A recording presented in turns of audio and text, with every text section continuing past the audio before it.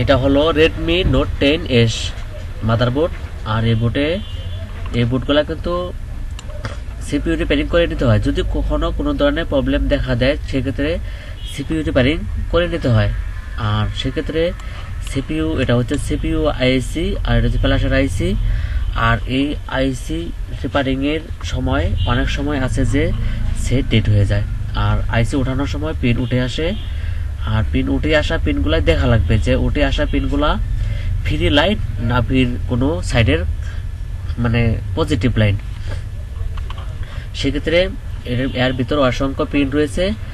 আর এখন দেখে নেব যে ফ্রি লাইন মানে কোন পাশে কোনটা ফ্রি লাইন আর কোনটা পজিটিভ লাইন। এই যে এখানে দেখা যাচ্ছে যে অসংখ্য পিন সিপিইউ আইসির ভিতরে ছিল এগুলা।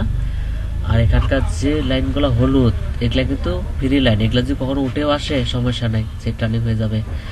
আর ফ্ল্যাশের আইসির ভিতরে কি কাহিনী, সাউন্ড আইসি এবং যতগুলো আইসি আছে প্রত্যেকটা আইসির ভিতরে কিন্তু ফ্রি লাইন রয়েছে। আর ফ্রি লাইনগুলা দেখে নিতে হবে। আর এই ভিডিওটা করার উদ্দেশ্য হচ্ছে যদি কখনো আমার ক্ষেত্রেও একই পরিস্থিতি হয় সেই ক্ষেত্রে আমি দেখে নিতে পারবো যে অরিজিনালি আমার কোন সাইডের লাইনগুলা ফ্রি ছিল আর কোন লাইনগুলা পজিটিভ ছিল।